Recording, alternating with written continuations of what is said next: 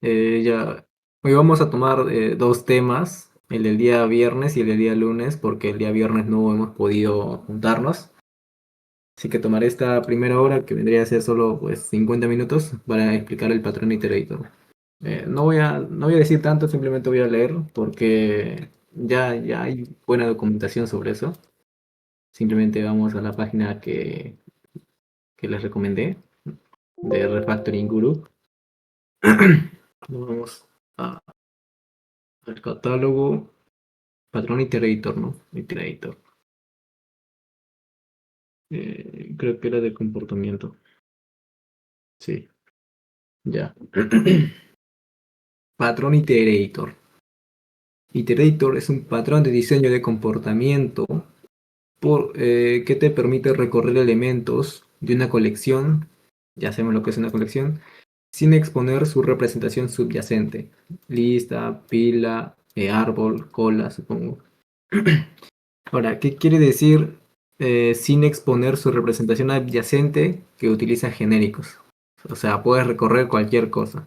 Así como la propia API de colecciones de Java.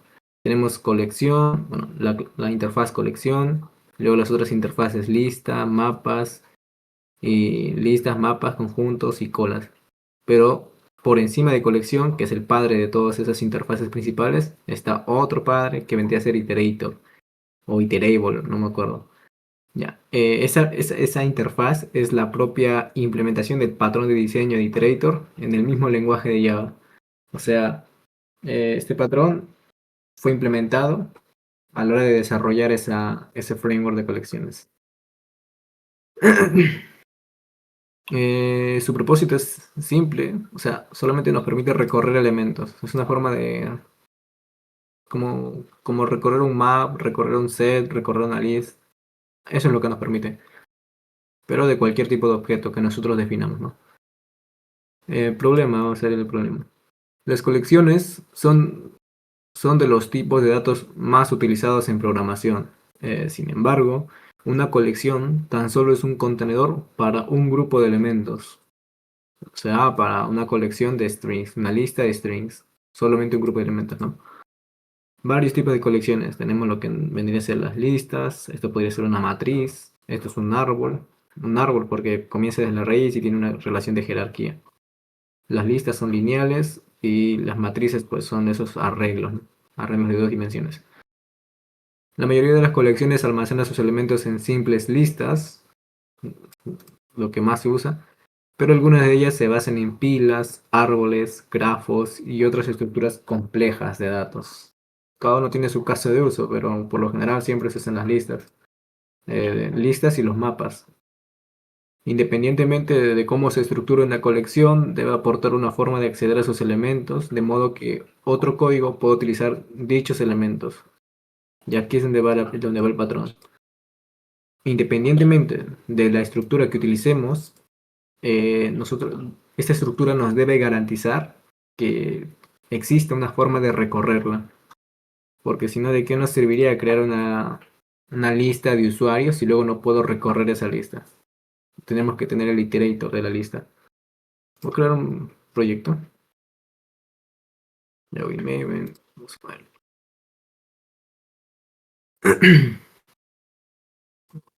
Voy al directorio del curso. Estamos, bueno, semana 2 lo voy a poner aquí en el patrón iterator.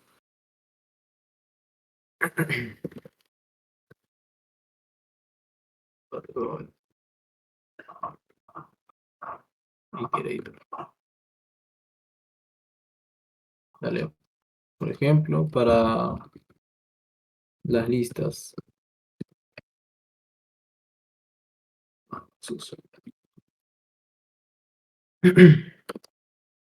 Aquí directamente. Vamos a crear una lista de strings. Lista de strings, nombres. Y ponemos pues list más rápido. Punto, importamos ya punto útil y aquí definimos nuestras listas. Posee Juan, María, eh, Roberto, no sé. X, un montón de nombres. Ya. Ahora, Java ya de por sí nos brinda una forma de recorrer esta lista, que es con el for each, ¿no? For object element y ahí está. Y esa vendría a ser una forma de recorrer. Primera forma, vamos a nombrar por formas de recorrer. Usando for each.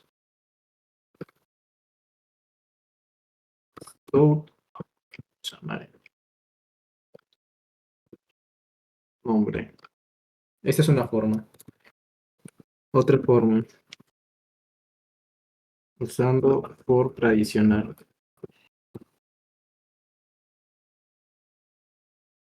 Iterator, pues el for tradicional. Y igual 0 y menor que nombres.size y más so eh, nombres.get y. Esta es otra forma de recorrer una colección. Tercera forma. La forma, entre comillas, correcta, porque es la que nos recomienda, según la API, recorrer las listas, que es usando el patrón iterator. Iterator. Y aquí, para eso instanciamos un iterator. Ahora, ¿qué es lo que como iterator puede recorrer cualquier lista y cualquier lista almacena solo un tipo de dato? En este caso, esta lista almacena el tipo de dato strings, o sea, solamente nombres. Yo también le tengo que especificar al iterator qué es lo que va a recorrer. En este caso, pues va a recorrer solamente strings. Entonces, hago eso. List strings iterador. Vamos. Hagamos referencia nombres.iterator. Iterator o list iterator, creo que. Ya nos brinda. Podemos utilizar esto, también podemos utilizar esto. List iterator, creo que se llama. Sí, también. Igual. Iterador 2. Nombres.list iterator. Ahora, cuando se usa uno y cuando se usa el otro, creo que no hay diferencia, ¿verdad? O al menos no que yo sepa, no sé. Pueden usar ambos, pero voy a utilizar el primero porque es el más general. Más general porque iterator recorre cualquier cosa. O sea, en este caso lo estoy haciendo para recorrer una lista, pero también puedo hacerlo para recorrer un conjunto o un mapa. En cambio, esta interfaz list iterator solo sirve con listas. Está optimizado para funcionar mejor con listas. Ya, y esto era con un bucle volar. Aquí ponemos iterador mientras haya siguiente, imprimimos el siguiente. Iterador siguiente y lo imprimimos. Esas son las tres formas que hay de recorrer una lista, de correr una colección. Con un for each, que es lo que más se usa también. Con un for tradicional, que esto no es nada recomendado. Y utilizando el patrón iterator. Voy a poner mensajes para que se vea. Por igual no ver ninguna diferencia en cómo sale la salida, pero por tradicional.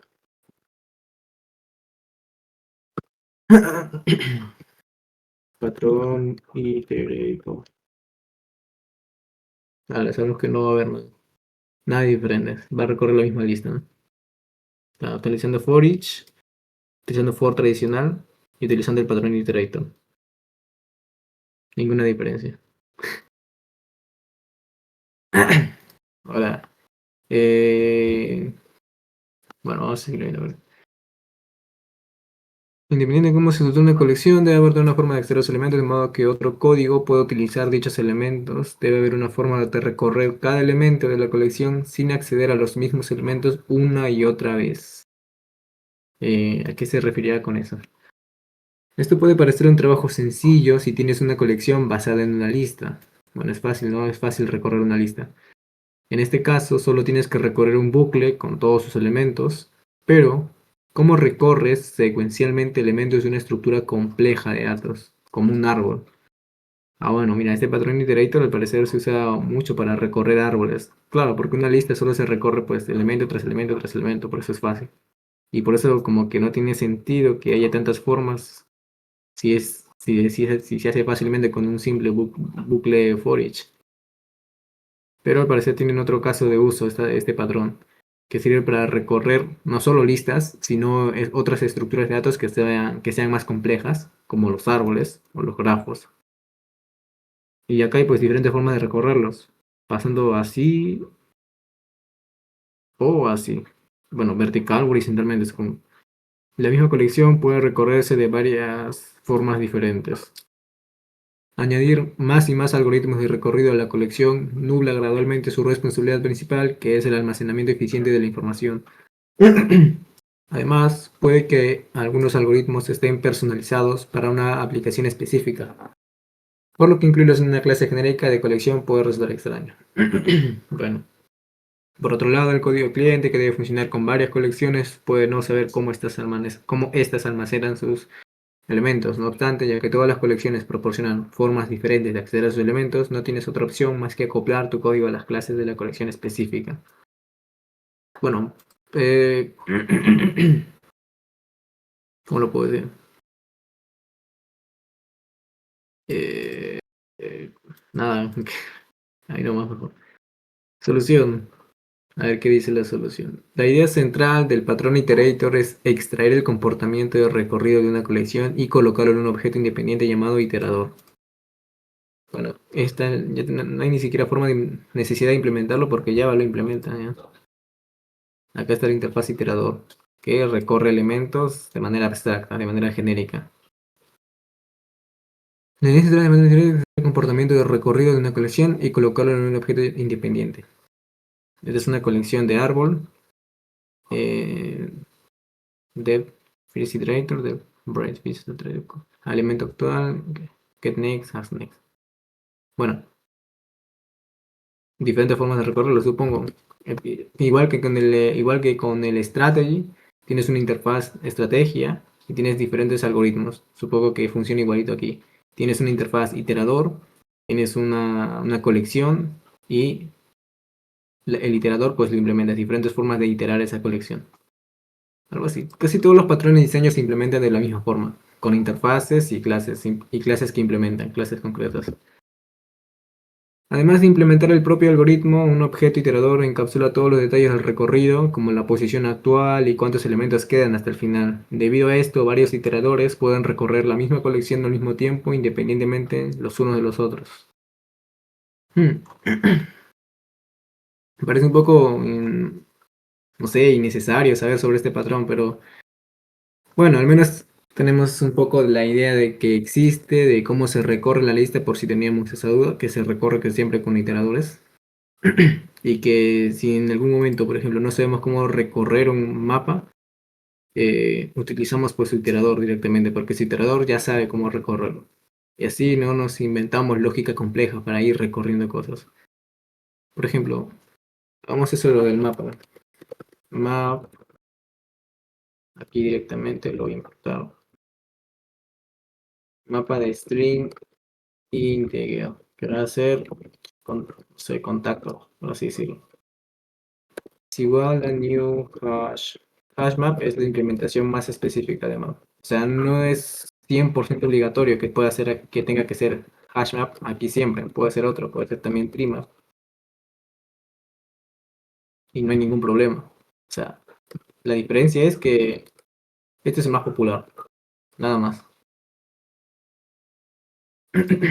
Y ya vamos a ir por contactos.put. Aquí no se utiliza add, se utiliza put. Con put. La clave es lo que va a estar a la izquierda. O sea, en este caso, Josué. Y lo que esté acá a la derecha va a ser pues el valor. O sea, mi contacto Josué tiene el número 999-999-999. Está bien. A que lo voy a poner con string porque los, los números tienen un límite. El límite del número, el límite de almacenamiento del tipo int creo que es 2.047.000, creo. Y máximo tamaño, como tiene 32 bits, creo. Ahí está. Como es de 32 bits, va desde menos 2 millones, bueno, menos 2.000.000.000, 147.483.648 a su valor positivo. O sea, es casi imposible que se llene, pero aún así puede ocurrir, así que cuando trabajemos con números grandes tenemos dos opciones, o trabajar con big integer, big decimal, o trabajar con strings directamente. Y clases de utilidad que nos ayuden a mapear las cadenas en números. La verdad, ¿qué está haciendo? Estaba haciendo esto, ¿no? Dale, Josué, vamos a poner 4 contactos más. Vamos a poner los mismos nombres. Juan, José, María, Roberto. 9, 3, 2, 1.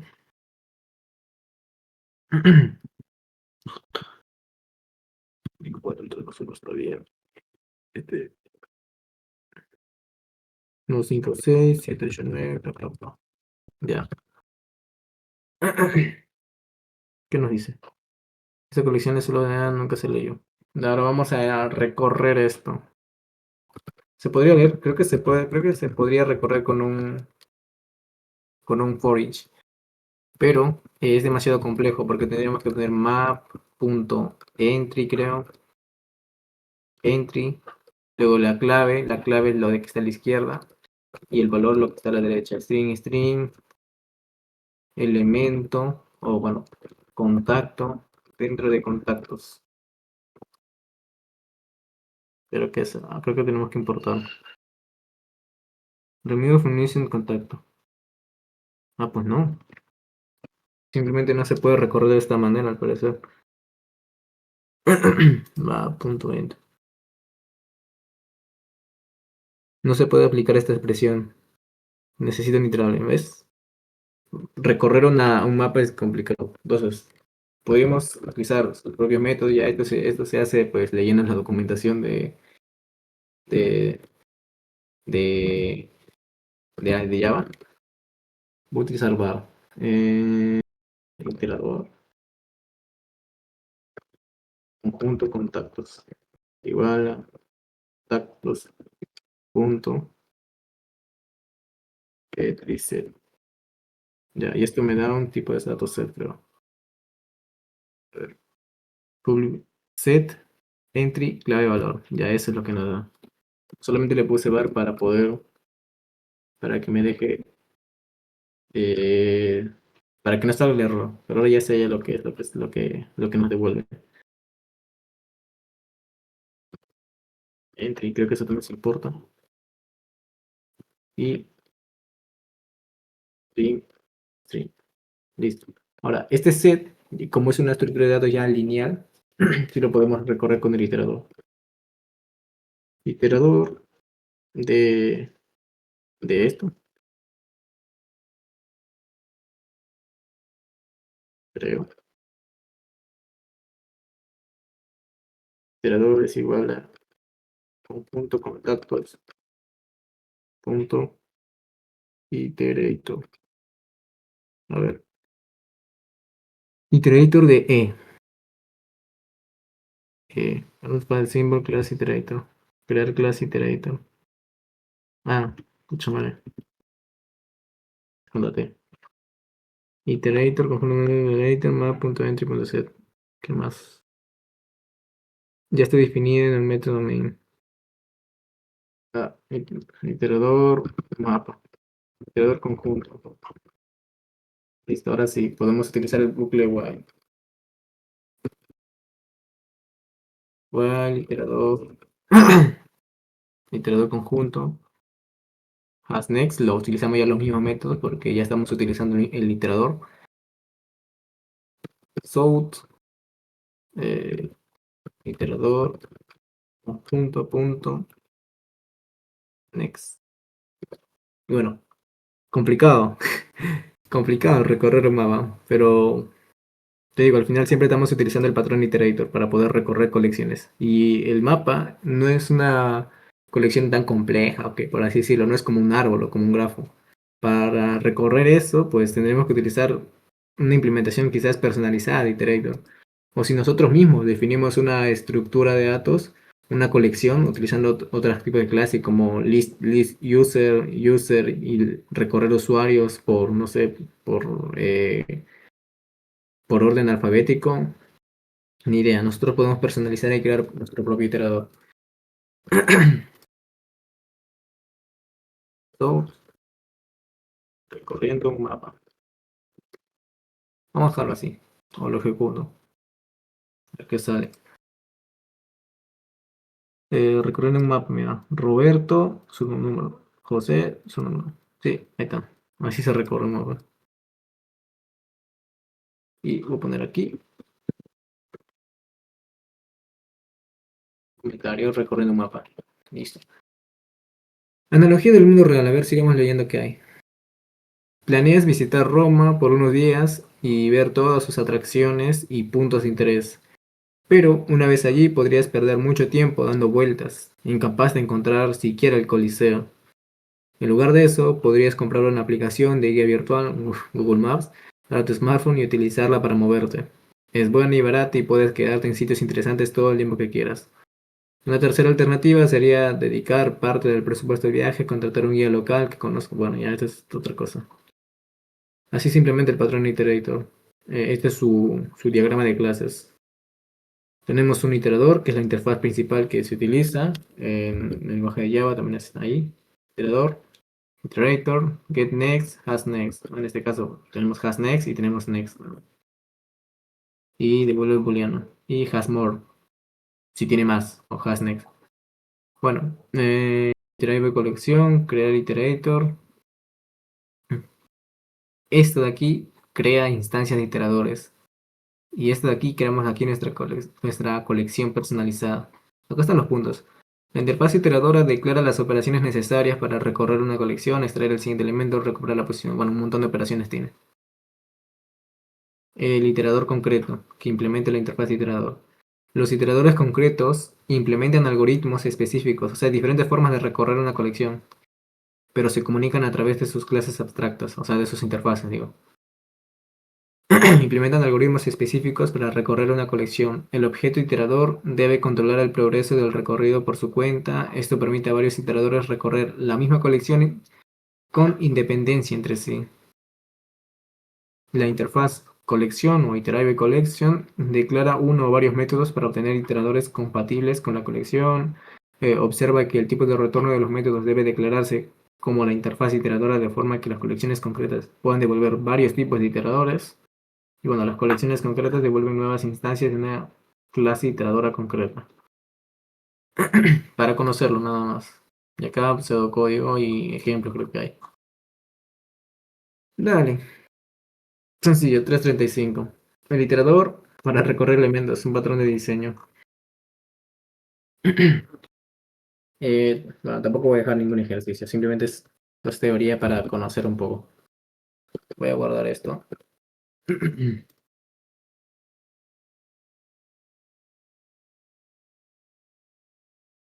Y lo voy a enviar de paso.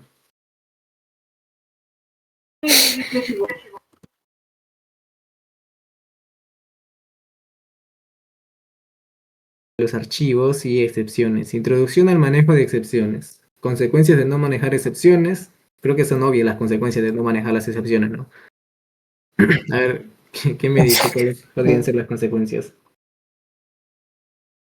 Claro. Que no corra, que no compile. No todo.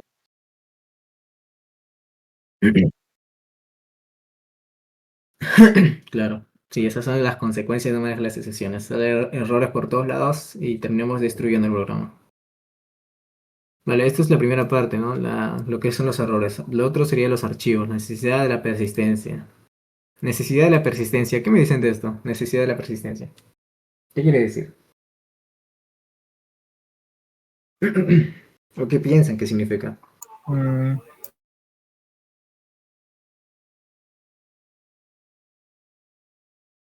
O mejor aún, ¿qué es persistir?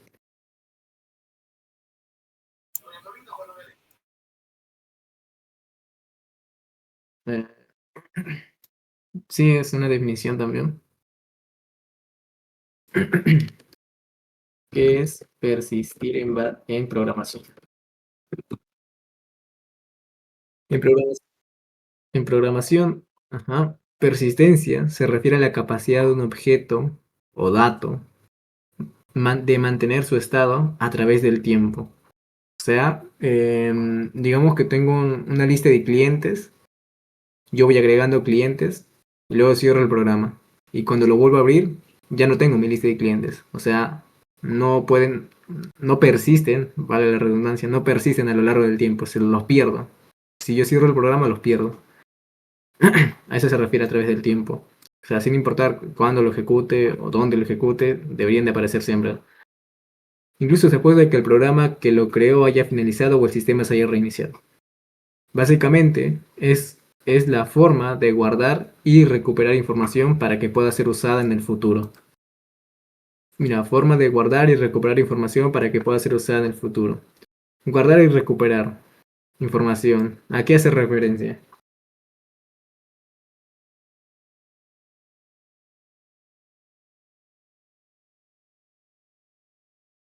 Ujú. Sí, literalmente hace referencia a las bases de datos. Tener una base donde almacenemos todos los datos. Y bueno, la forma en la que nosotros manipulamos una base de datos en Java es con JDBC. Como Java Database, JDBC, Java Database Connectivity. Así se llama, esa es en inglés. Elaborando. La persistencia es fundamental en el desarrollo de aplicaciones, básicamente. Imagina que abres un juego, juegas, avanzas bastante, luego lo cierras y cuando quieres volver a continuar se ha reiniciado toda tu partida. No hay persistencia ahí. Especialmente en aquellas que manejan datos que deben ser almacenados y accesibles a largo plazo. Permite que la información no se pierda al cerrar la aplicación o apagar el dispositivo, asegurando de que los usuarios puedan recuperar su trabajo o datos en sesiones futuras. De hecho, la persistencia está en todos lados. Nuestra sesión de Google, nuestros documentos de Word, el propio Git, nuestro código, todo se persiste. Existen, hasta nosotros somos una persistencia. Nuestro cerebro almacena información. Existen diferentes formas de implementar la persistencia. Entre las más comunes están a través de archivos, que es como que la persistencia más básica.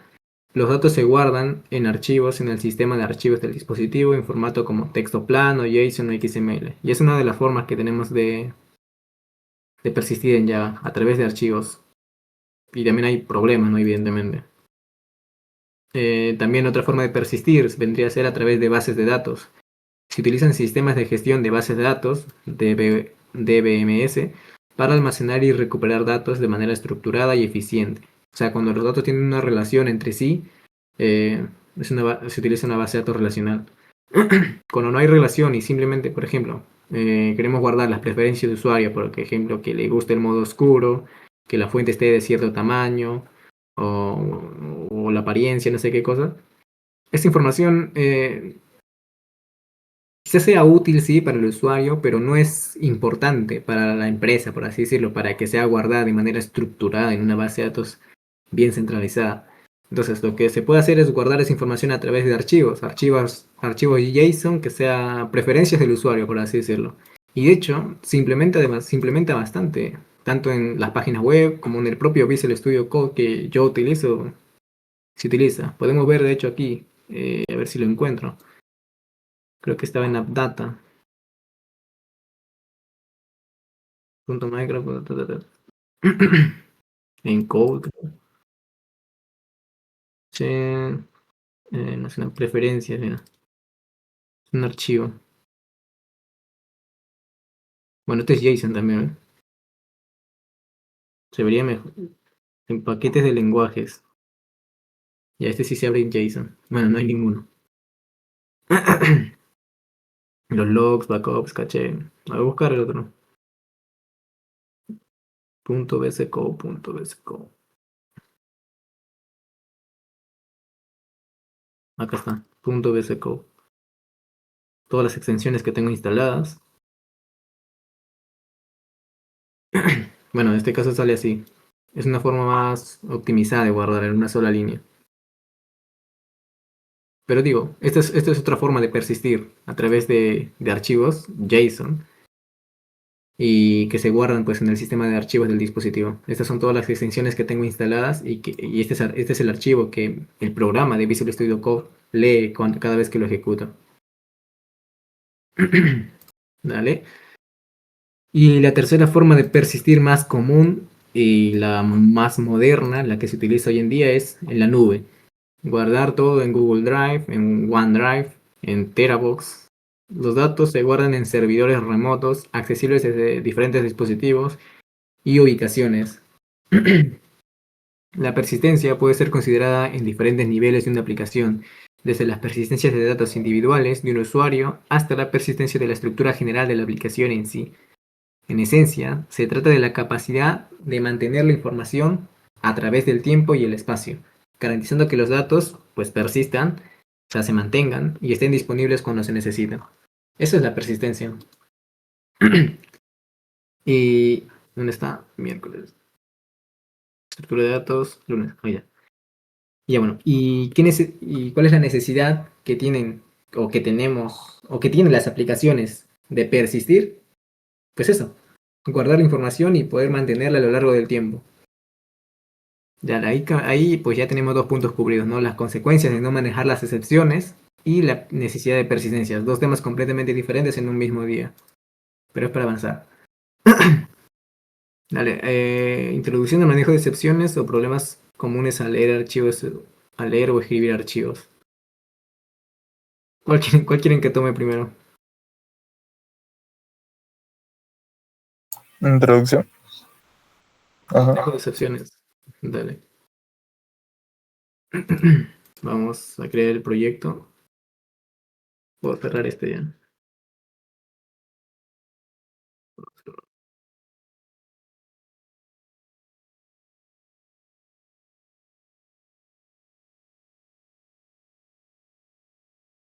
Incluso el explorador de archivos es otra forma de persistir.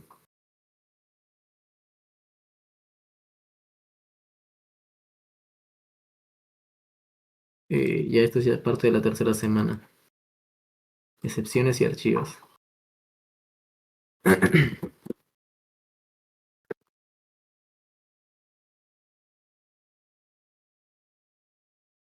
Introducción a excepciones.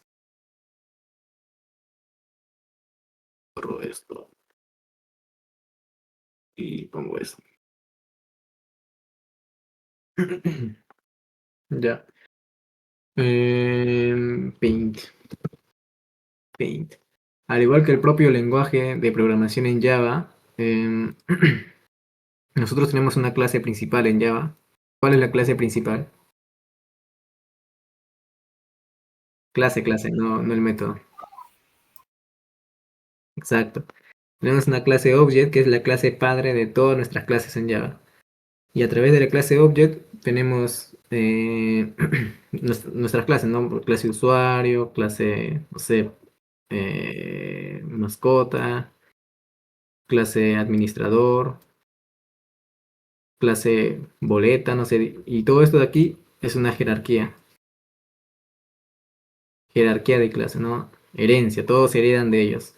Y estamos el concepto fundamental, la herencia. Y a partir de esta clase tenemos más jerarquías. Ya, esto es solo para graficar. Voy a borrar ahora. Mucha madre.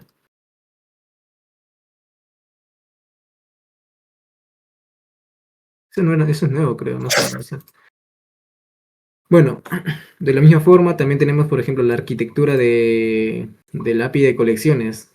Tenemos ahí Iterable, tenemos Collection, tenemos Abstract Collection, y luego tenemos las interfaces principales, List, colas, conjuntos o sets, y bueno, aparte los mapas, que no lo incluyeron, pero ahí está. Y esto también es una jerarquía, jerarquía, jerarquía, jerarquía, jerarquía, y aquí diferentes implementaciones, como ArrayList, Linked List, Abstract List, de set. array DQ, array DQ, también linked list creo que tiene, de sets y arrays, no, hash set, tree set, sorted set, diferentes implementaciones que podemos usar de la misma interfaz. De map, igual, hash map, hash set, tree map, sorted map, bueno, un montón de implementaciones. Y también es una jerarquía. Dale. Ya ven a dónde quiero llegar. A ver si le atinan con las jerarquías.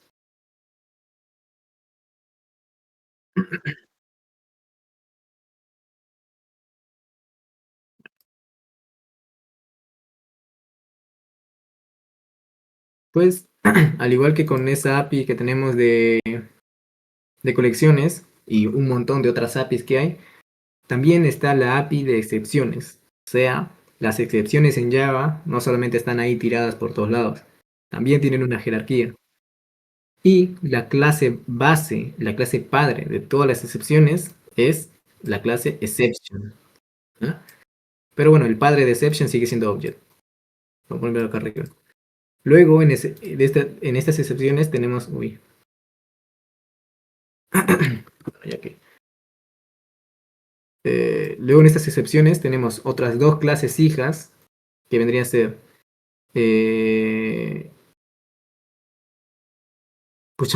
exception, creo que era runtime exception, excepciones en tiempo de ejecución, y el otro era...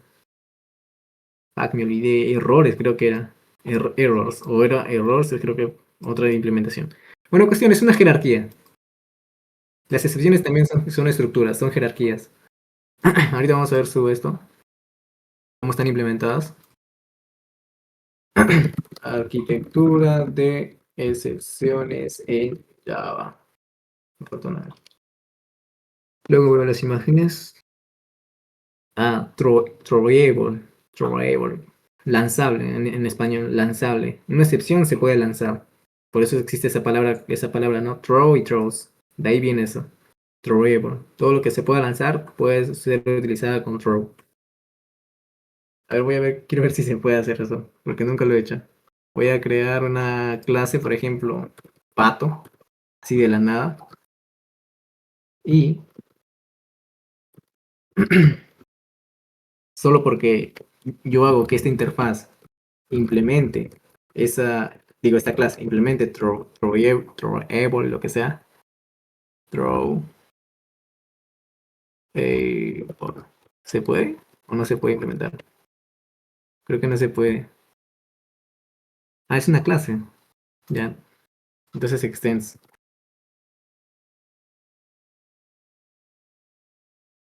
ya. Mi clase pato ya puede ser lanzable. Quiero comprobar eso nada más.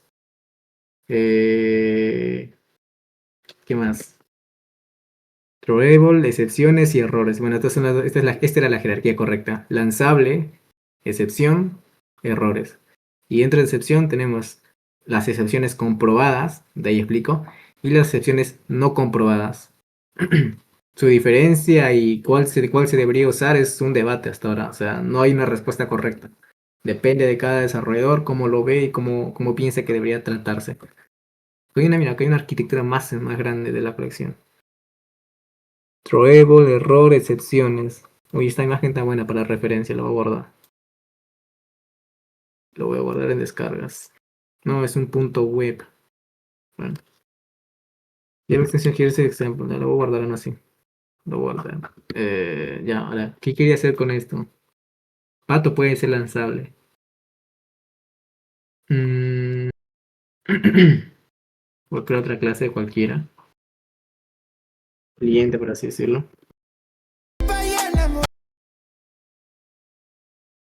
Pero método que sea public void patos. Esto ya es cuestión mía. Y patos puede lanzar pato. Un pato puede lanzar patos. So, chaval, lanzando patos. Throw.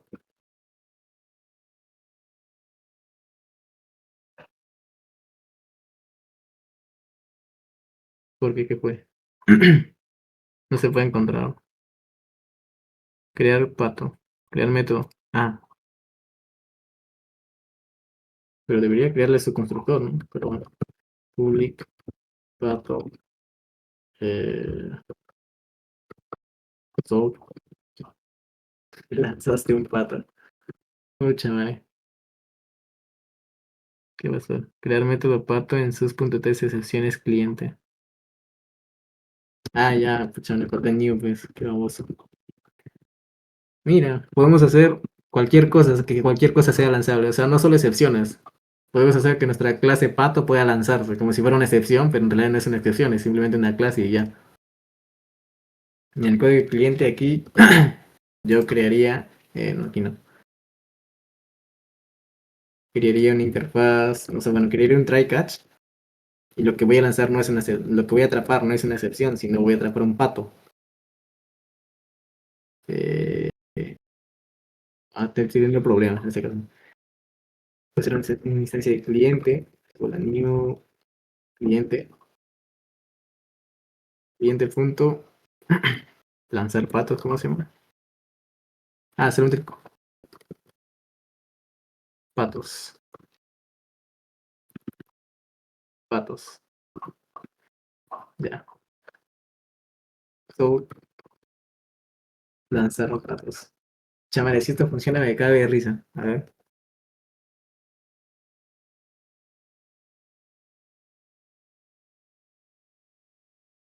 Lanzando patos, ya, esto es lo que dice el método. El método cliente dice lanzando patos. Lanzaste un pato. ¿Por qué? Porque lancé un pato. Y aquí dice lanzaste un pato.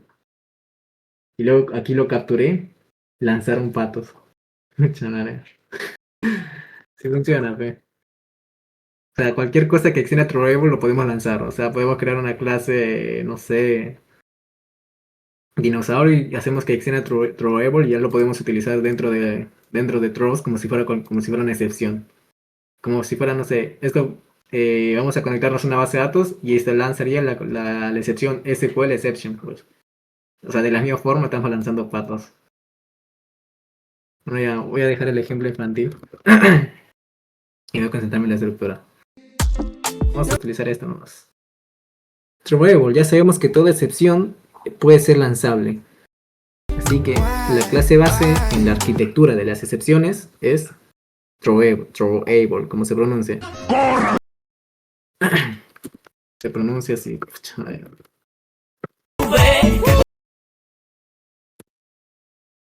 Throwable.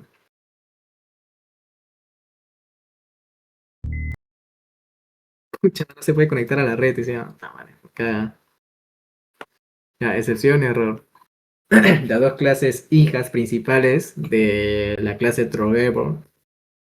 Y dentro de error hay otra arquitectura como linkage error, assertion error, treat dead, hilo muerto, virtual machine error. Este va a ser el de los peores errores.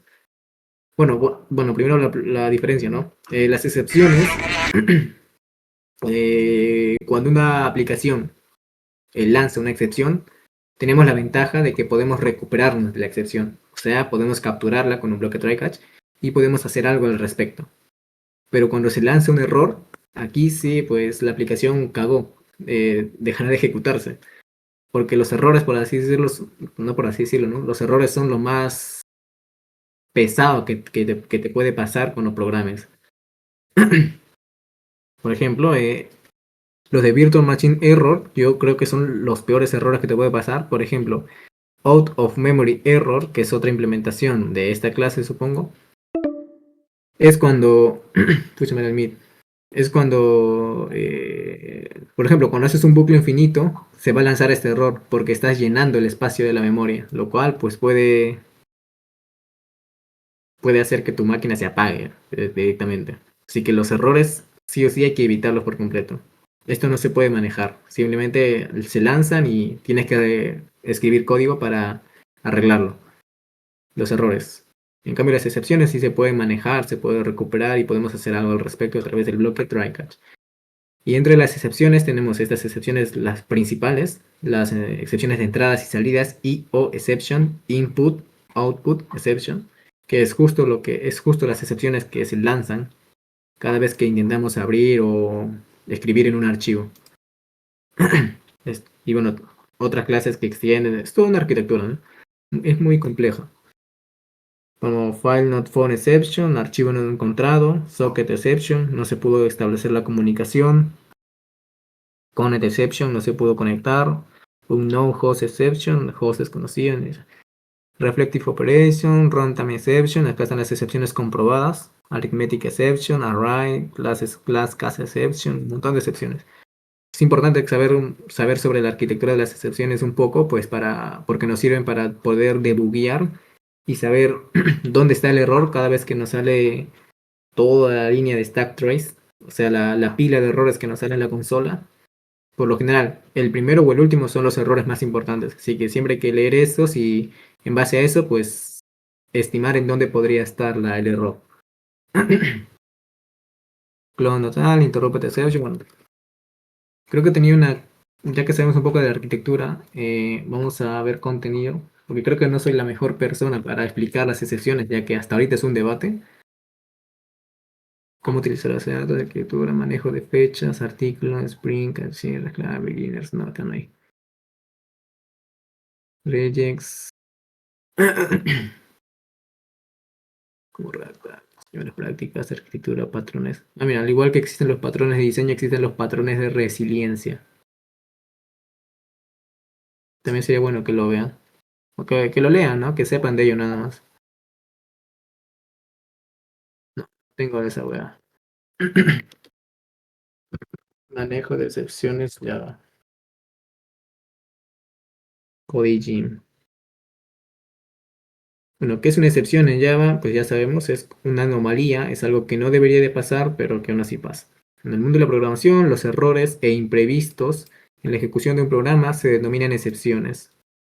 En un programa pueden ocurrir excepciones debido a acciones del usuario que no son válidas, como por ejemplo que intente iniciar sesión sin haber escrito ni su usuario ni su contraseña, ¿no? Campos inválidos.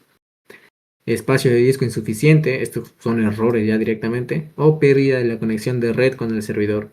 Las excepciones también pueden resultar de errores de programación o uso incorrecto de una API.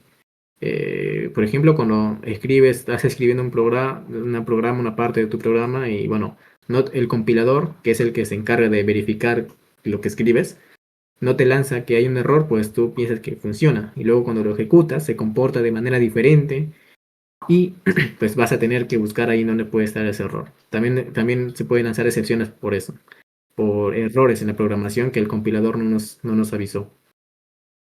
A diferencia de los humanos en el mundo real, un programa debe saber exactamente cómo manejar estas situaciones. Para ello, Java cuenta con un mecanismo conocido como el manejo de excepciones. A través de este bloque, de estas palabras clave reservadas. El manejo de... Tengo un artículo, se lo voy a compartir luego. El manejo de excepciones en Java se basa en el uso de las siguientes palabras clave en el programa. Un try, literalmente en español es intentar, define un bloque de código donde puede ocurrir una excepción. O sea, en un bloque try, siguiendo nuestro ejemplo de los patos, en un bloque try yo escribo el código que puede que lance una excepción. Por ejemplo, el método patos lanza una excepción de pato. Ahí es donde pongo el código que puede que algo falle dentro de ahí. Luego está el bloque catch, que define un bloque de código donde se manejan las excepciones. O sea, si aquí, en este bloque, se lanza la excepción, aquí la capturo. Literalmente catch significa capturar, así que se sobreentiende. Y, bueno, acá le puso en español, finalmente, bueno, finally. El bloque que se ejecuta si se lanza una excepción o si no se lanza una excepción, siempre se va a ejecutar el bloque finally, finalmente, ¿no? En español. Define un bloque de código opcional que, si está presente, se ejecutará independientemente de los resultados del bloque de prueba. O sea, si se lanza una excepción, siempre se va a ejecutar el bloque final. Es muy útil para cerrar recursos. Por ejemplo, cuando intentamos leer un archivo, escribimos el código dentro del bloque try, pero, digamos, se lanza la excepción, una excepción de que cuando estamos intentando abrir la conexión, no se puede por, no sé, X problema. Y entonces esta conexión que intentamos abrir para abrir el archivo queda abierta. Lo que deberíamos hacer es cerrar esa conexión para que no haya ningún problema cuando volvamos a ejecutar el código. Ahí entra muy útil el bloque finally. En el bloque finally cerramos la conexión con el archivo, ¿no? Estas palabras claves se usan para crear construcciones especiales de código. Try catch finally o try finally, bueno, diferentes. Luego otras palabras claves son throw y throws. Lanzar, lanzar directamente. Lanza, lanzar. Throw se utiliza para generar una excepción, o sea, para lanzarla. Si vemos lo que es la arquitectura, throwable significa lanzable. O sea, cuando yo lanzo, literalmente lanzo la excepción. O sea, hago que se ejecute ese bloque. Y con throws, no la estoy lanzando directamente, sino que le estoy diciendo al programa que este método puede que lance la excepción. Acá está el ejemplo en cliente. Yo aquí estoy lanzando un pato, pero en el método también estoy diciendo que puede que este método patos lance patos. Y efectivamente está lanzando un pato. Un ejemplo de uso de palabra clave en un programa.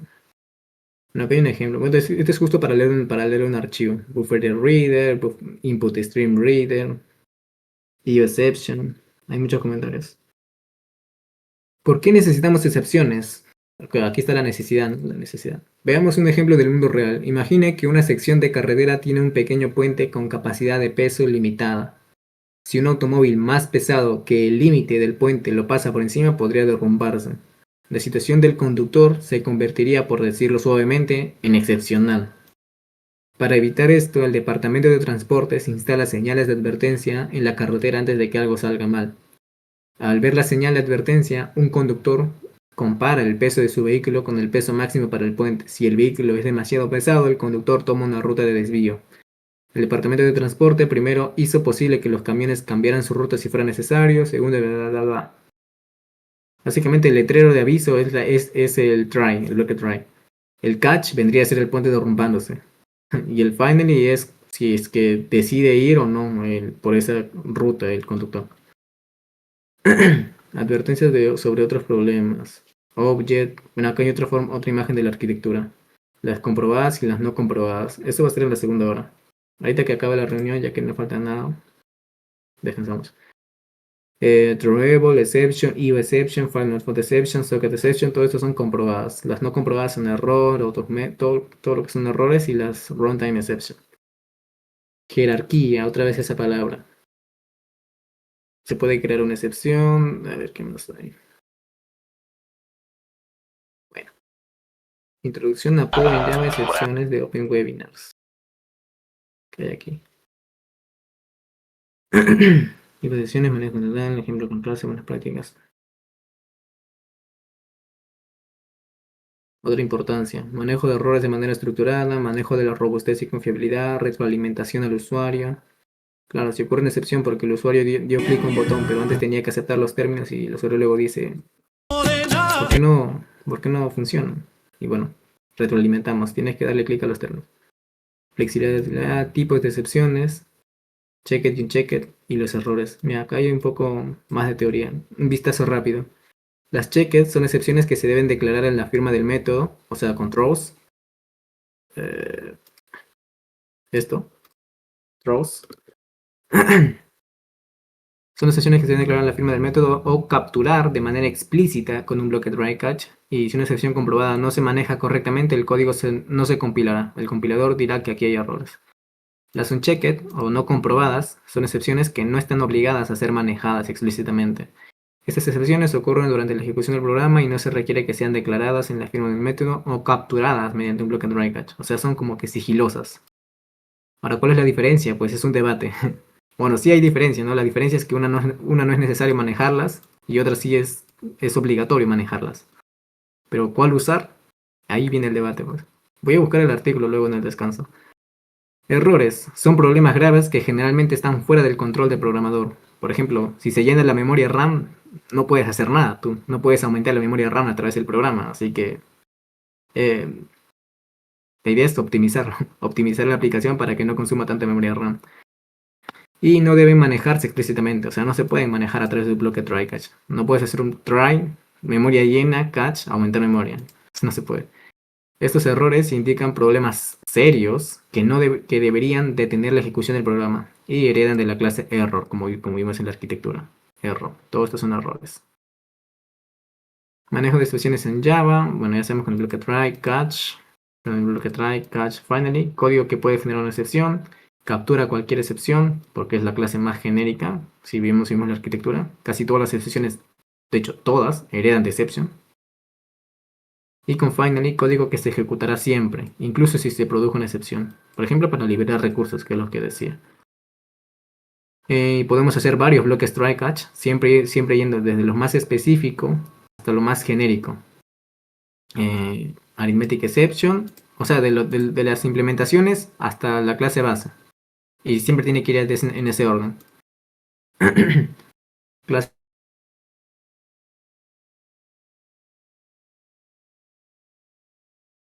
clases. No encuentro el archivo. Eso está bueno también este documento. Buenas prácticas para manejar excepciones. Capturar las excepciones en el nivel donde puedas manejarlas de manera adecuada. O sea, no captures excepciones en un nivel donde no puedes hacer algo significativo para resolver el problema. Y acá hay otro, y esto es importante, porque por lo general, como hicimos antes en proyectos anteriores, hubo parte del código en el que nosotros capturábamos las excepciones de SQL en la misma carpeta de persistencia. O sea, en la misma carpeta de persistencia hacíamos un try, catch y SQL, y en la consulta del bloque catch, en el bloque catch solamente imprimíamos el error en la consola. Y está bien, sirve para debuguear, pero no es el lugar adecuado para manejar esa excepción. Y como no es el lugar adecuado, lo mejor es poner en la firma del método throws exception para que alguien de una capa superior, por ejemplo el servicio, los controladores, lo manejen. O sea, hay que saber cuándo podemos gestionarlo y cuándo no podemos gestionarlo. Y por lo general siempre se gestionan en la capa más alta, en los controladores. Porque es ahí donde le podemos avisar al usuario. Si se lanza una excepción, le envío, no sé, en una ventana gráfica al usuario que se generó una excepción y eso.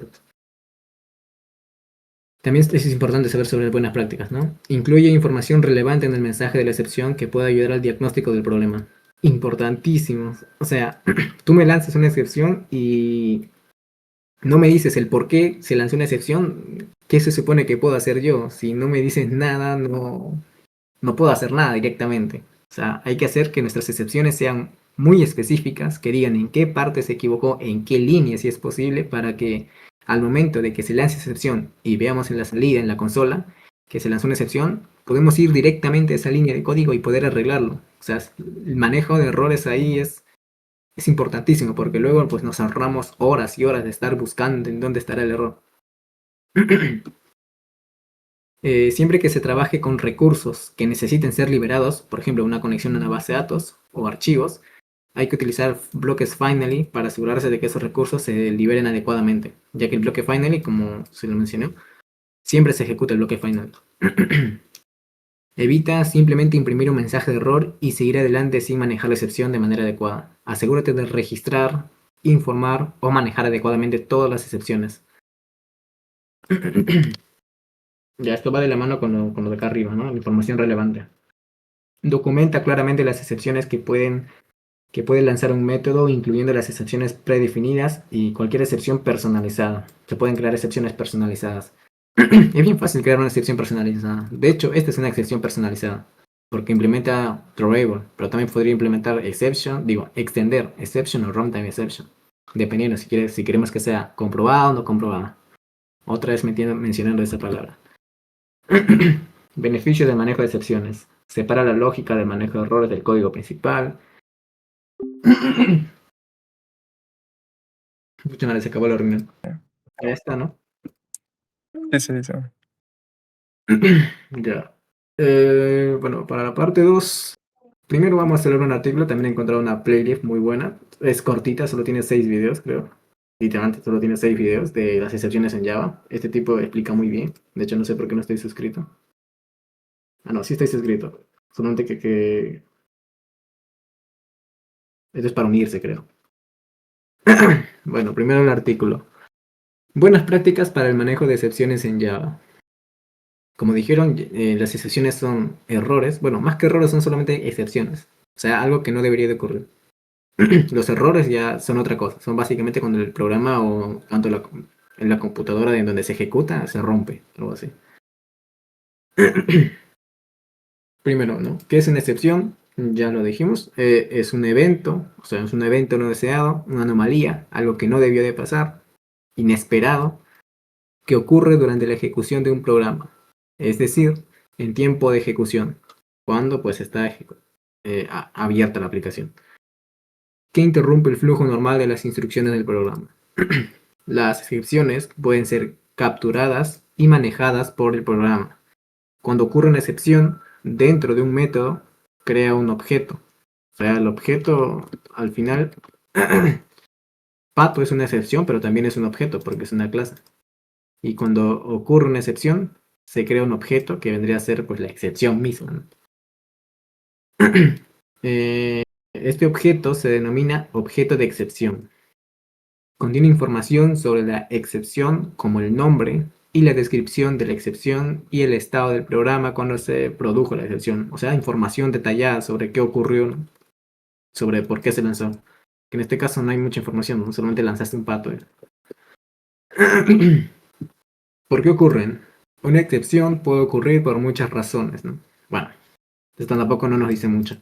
Algunas de ellas son entradas de datos por parte del usuario no válidas, o sea, excepciones del usuario, falló un dispositivo, eso puede ser pérdida de conexión de red también, limitaciones físicas sin memoria en disco, o errores de código, o abrir un archivo que no esté disponible o que no tenemos permisos, ¿no? Por ejemplo, querer abrir un archivo o escribir un archivo en la carpeta System32, no se puede. ¿Qué es un error? Un error es diferente que una excepción. Y aquí está la diferencia. Un error representa una condición irrecuperable. Esta es la palabra clave, irrecuperable. Como que la máquina virtual de Java, o sea, donde se ejecuta, se queda sin memoria. Fugas de memoria, errores de desbordamiento de pila. O sea, cuando tu programa es tan grande que hace que le dé un derrame, por así decirlo, a la máquina. Incompatibilidad de bibliotecas, recursividad infinita, o bueno, bucles infinitos. Los errores suelen estar fuera del control del programador y no debemos tratar de manejarlos. Algunos ejemplos son out of memory error, fuera de memoria, linkage error, no sé qué significa linkage, stack overflow error, también esto es de memoria, ¿no? Pero eso es la memoria dentro de la máquina de Java. Por lo general, bloquean su programa parte del programa. Error versus excepción. Un error indica un problema grave que una aplicación no debería tratar de detectar. O sea, es básicamente algo que literalmente no debió de pasar. Y una excepción es algo que puede que pase, pero también se puede que no pase. La excepción indica condiciones. Una condición puede que pase, puede que no pase, que una aplicación podría intentar capturar. Bueno, y otra imagen nuevamente de la jerarquía de las excepciones. Object, throwable, exceptions, errors, bueno, errores de la máquina virtual, errores de afirmaciones, etc. Y dentro de las excepciones ya tenemos lo que es las comprobadas y las no comprobadas. Con solo dos videos de aquí ya se va a entender clarísimo, creo, la diferencia.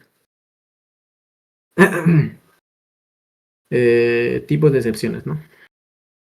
Las sesiones comprobadas, las checked. Excepciones no comprobadas son checked. No. Bueno, existen principalmente dos tipos de excepciones. Las excepciones que ya vienen en el lenguaje de Java, como index out of bound exception, arithmetic exception, y también las excepciones definidas por el usuario, o sea, las excepciones personalizadas, o sea, que tú mismo creas como parte de la lógica de negocio, como pues venta exception, usuario excepción, por ejemplo, contraseña o usuario inválida exception, que su nombre ya es muy claro, indica que la contraseña o la contraseña o el nombre de usuario es incorrecto. Y bueno, y dentro de las excepciones que vienen con Java, hay dos, las comprobadas, las checked y las no comprobadas. ¿Qué son las excepciones comprobadas? En más detalles. Las excepciones comprobadas son básicamente el bloque son las que te obligan a que tengas que crear, a que tengas que utilizar, digo, esta estructura, este bloque de código de try-catch. Te obligan directamente. O sea, el compilador falla si es que intentas ponerlo normal. Por ejemplo, dentro de acá vamos a intentar abrir un archivo. File, lo importamos. Archivo es igual new file y ponemos aquí mensaje archivo.txt.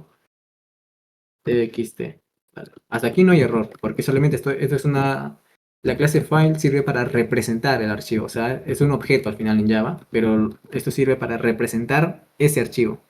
O sea, mi variable archivo, mi variable archivo toma de referencia al archivo.txt. Ahora, si yo intento leer ese archivo, por ejemplo, creo que era input stream reader. Aquí nos dice la documentación, un input stream reader es un puente de flujo de bytes y de caracteres que lee y decodifica los caracteres que hay en un, bueno, input stream. Flujo es igual a new input stream y le paso el archivo, creo que era así, no me acuerdo. ¿Qué pasó? Ya, es abstracto, no puede ser inicializado. No sabía que era abstracto. File, ¿entiendes? Entonces, implementa serializable y compara igual. No, y entonces hagámoslo con parts. File y estas cosas de aquí son parte del paquete Java.io. Java.io es la versión, por así decirlo, antigua, la más tradicional del manejo de archivos en Java. Pero hay un nuevo paquete que salió en Java 8, ya hace varios años, que trae nuevas clases para el manejo de archivos. Y este paquete, los de Java son tan originales que en vez de ponerle otro nombre diferente, le pusieron Java NIO, New Input Output. Y pongo paths punto importo get new URI.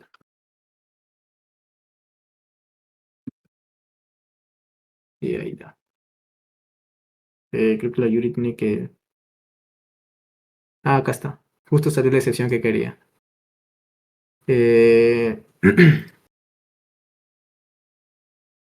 No. Ya. El mensaje. Excepción no reportada. URI syntax exception. Esa es una excepción comprobada. Debería ser capturada o declarada como lanzable en la firma del método. O sea, las excepciones comprobadas son las que nos obligan a hacer esto, básicamente. Nos obligan a hacer un bloque try catch. Si no, el compilador nos dice que hay una excepción y que tienes que sí o sí manejarla, ¿no? No nos deja avanzar. Esa es una forma, o también podemos directamente agregar en el método la firma de throws para decirle que no lo quiero manejar en el bloque de código, quiero que alguien en una capa superior lo maneje. Con capa superior me refiero a lo que es, en ejemplo, los repositorios lanzan excepciones de SQL y los servicios son los que se encargan de manejarla, o los controladores, depende. Y aquí, pues, para indicar eso, ponemos la cláusula throws y la excepción que lanza, ¿no? Bueno, esas son las expresiones comprobadas, o sea, nos obligan a capturarlas. Deberán ser capturadas por catch y ser gestionadas en el propio método o en algún otro lugar del programa, o sea, en otro método anterior a la pila stack de llamadas, y extienden de la clase exception. O sea, todas las excepciones comprobadas, se les dice comprobadas porque se tiene que comprobar en el código que se lance o no. Por eso nada más. Todas las excepciones comprobadas heredan de la clase exception. Las clases derivadas de exception son también excepciones explícitas, o sea que tienes que sí o sí manejarlas. Java aquí te obliga a tenerlas en cuenta y comprobar si se producen. Ya bueno, un ejemplo de uso. Tenemos una excepción de calculadora. Extiende de exception, así que es una excepción comprobada. El ID, por así decirlo, la versión, constructor y constructor. Dos constructores. El constructor principal es para el mensaje, o sea, el mensaje de la excepción. ¿Por qué se lanzó esta excepción de calculadora? Que llama siempre llaman al constructor del padre, o sea, de aquí de exception. Con super llamas a algún método o constructor de la clase padre. Y otro constructor. String, message, la razón y la causa, básicamente. Y también llama al constructor padre de exception. Luego tenemos una clase calculadora que tiene un método de sumar y como esta es una excepción comprobada, porque extiende de exception, o la puede gestionar aquí o puede decir que alguien más lo gestione por ella. En este caso decidió que alguien más lo gestione. En este caso el cliente de la calculadora lo va a gestionar. Si object is null o object is null b, o sea, los números que les pasa son nulos, o sea, no le pasa nada, que lance una excepción de calculadora. Parámetros incorrectos. Y si no son nulos, pues retorna más b. Fácil. Luego en el cliente tenemos el método main y como es una excepción comprobada, estamos obligados a gestionarla y como no la gestionó la propia clase calculadora, nosotros como clientes tendríamos que gestionarla. Creamos una calculadora y ejecutamos el método sumar y le pasamos las dos variables. Ahora, este método aquí, esta línea aquí puede lanzar una excepción. ¿Qué excepción puede lanzar? Acá nos dice que puede lanzar una excepción de calculadora. Y como puede lanzar una excepción, tiene que estar dentro del bloque try. Y si es que sí se lanza la excepción, se va a capturar dentro del bloque catch, calculator exception. Y aquí sí tiene que poner el nombre de la excepción que puede lanzar los métodos. Digo, los métodos o las instrucciones que aquí ponga, ¿no? Puede ser varias.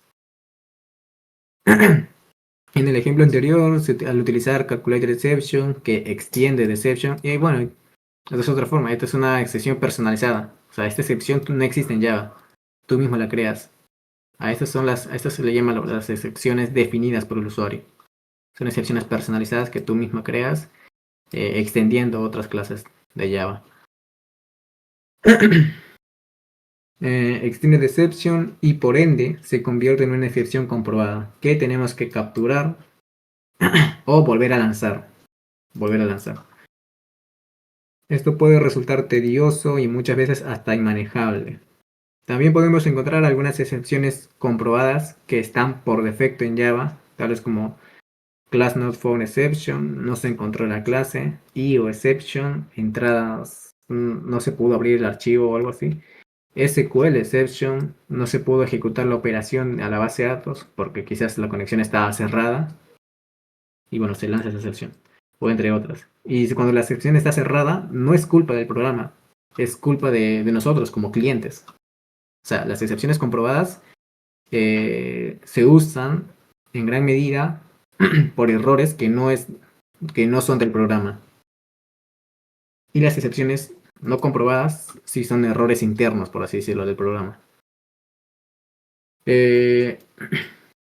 Ahora, igual que las excepciones comprobadas, Java nos obliga, a gestionarlas. En el caso de las excepciones no comprobadas, Java no nos obliga a gestionarlas. Esa es la gran diferencia entre las excepciones comprobadas y no comprobadas. Estas son excepciones que no necesitan ser declaradas en una cláusula throws. La JVM simplemente no obliga a manejarlas, no nos obliga, ya que se generan principalmente en tiempo de ejecución, o sea, cuando están ejecutándose, debido a errores programáticos. Extienden de la clase runtime exception. Si tú quieres crear una excepción personalizada que sea no comprobada, pues tienes que extender esta clase, runtime exception. Las runtime exception son excepciones muy frecuentes, normalmente relacionadas con errores de programación. El propio Java, durante la ejecución de un programa, chequea y lanza automáticamente las excepciones que derivan de runtime exception. El programador no necesita establecer los bloques try-catch para controlar este tipo de excepciones. El mismo ejemplo, calculadora, object null. Ahora, si es tanto A o B es null, no es error del programa como tal, es error del cliente por enviar parámetros que no son válidos. Entonces, excepción no comprobada. O sea, no la tenemos que gestionar nosotros como programadores escribiendo el programa, sino el cliente tiene que enviar un modelo correcto, ¿no? Los parámetros válidos. Illegal Argument Exception extiende de Runtime Exception y no tenemos que capturar la excepción. Bueno, Illegal Argument Exception es otra clase que extiende de esta y también es una excepción no comprobada. Y bueno, manejo de excepciones, buenas prácticas, utilizar excepciones no comprobadas en lugar de excepciones comprobadas. Esto es un debate, o sea, no es obligatorio que para cada excepción que creamos en nuestros programas tengamos que utilizar siempre excepciones no comprobadas, no comprobadas y no comprobadas. O sea, nosotros como desarrolladores hay que saber la diferencia y hay que saber cuál nos vendría mejor. O sea, no hay que seguir este consejo. Utilice excepciones comprobadas solo si es necesario. En todos los demás casos, utilice excepciones comprobadas. No, la idea es que analices bien. O sea, no es que en todos los demás casos tenga que utilizar excepciones no comprobadas, sino que tienes que ver cuáles son tus casos de uso, ver qué tipo de aplicación estás construyendo y ver qué errores se pueden lanzar. Usar excepciones comprobadas para condiciones recuperables y excepciones de tiempo de ejecución para errores de programación. Por supuesto, la situación no siempre es blanco o negro. Bueno, acá lo aclara, ¿no? Es una cuestión de evaluar si es probable que un evento permita la recuperación o no. Si cree que es probable que una condición permita la recuperación, pues utilice una excepción comprobada. Y si no, utilice una excepción de tiempo de ejecución. Eso sí está bien. Si no está claro si la recuperación es posible, probablemente sea mejor utilizar una excepción no marcada o no comprobada o no verificada. Tiene varios nombres. Tomar en cuenta que las excepciones no comprobadas no obligan al programador a capturarlas y pueden olvidar su tratamiento. Existen ocasiones en las que es necesario capturar las excepciones no comprobadas y darle un tratamiento. Por ejemplo, cuando una entrada supuestamente recibe un número, pero el cliente le envía texto. Eso es una excepción no comprobada, porque no es un error como tal de la aplicación, de la persona que desarrolló, es un error de la persona que está utilizando el programa. Entonces es una excepción no comprobada, porque pues nosotros no podemos controlar qué es lo que el usuario va a ingresar en esa caja de texto.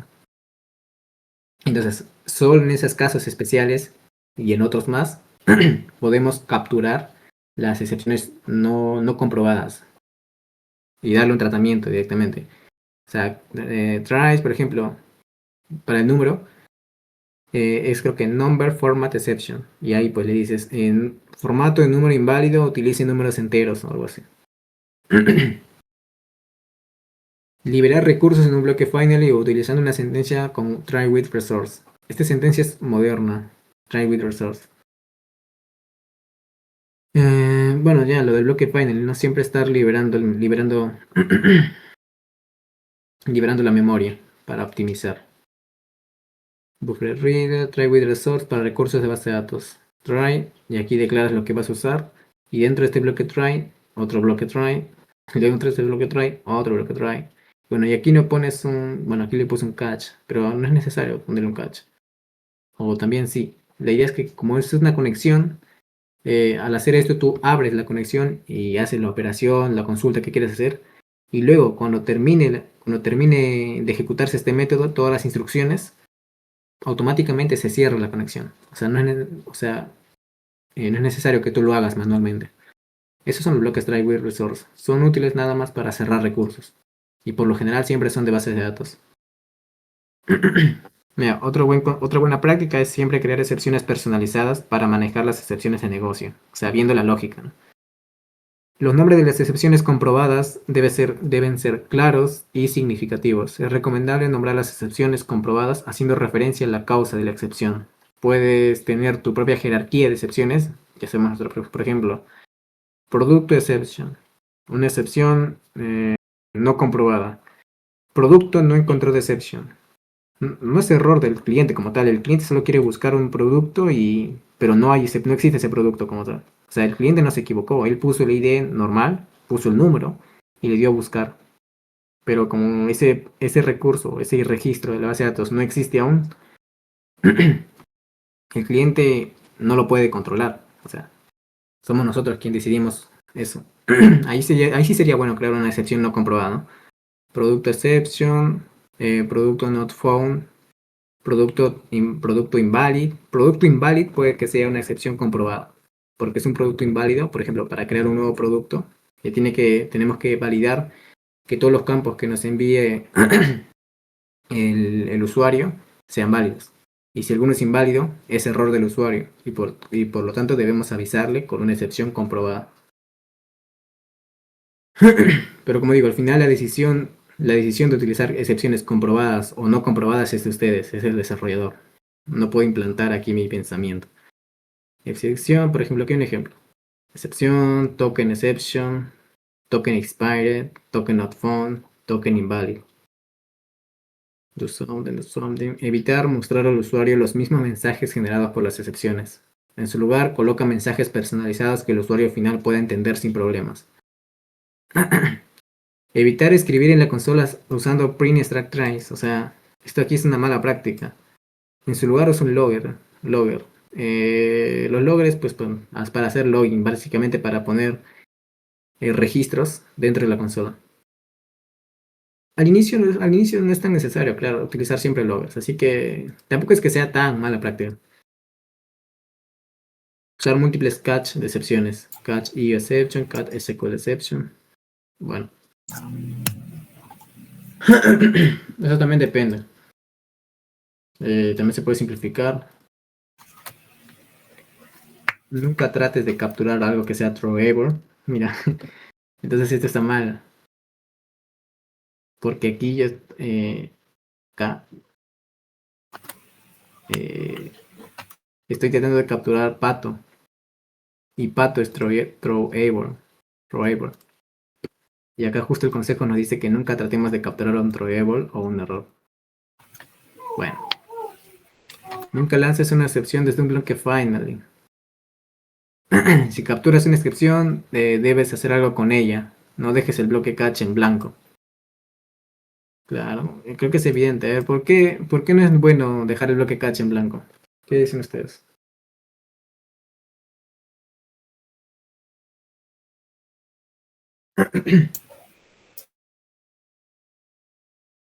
Mm,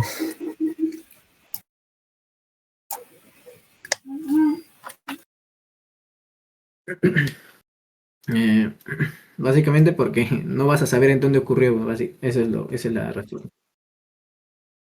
Ujú.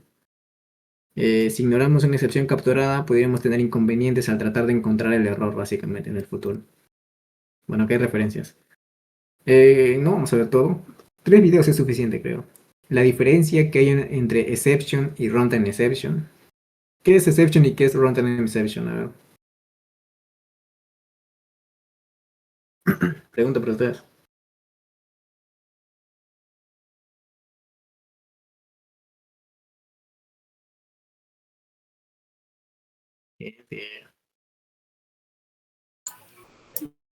¿Qué es eso?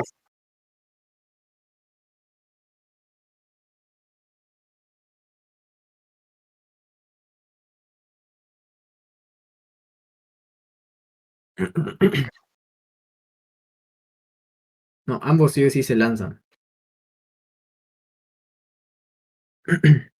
Las excepciones son comprobadas y las runtime exception son no comprobadas.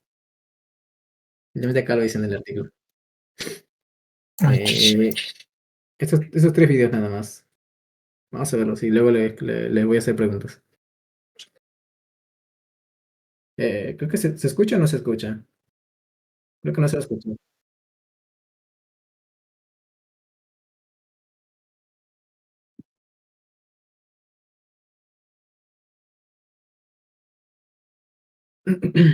Ah,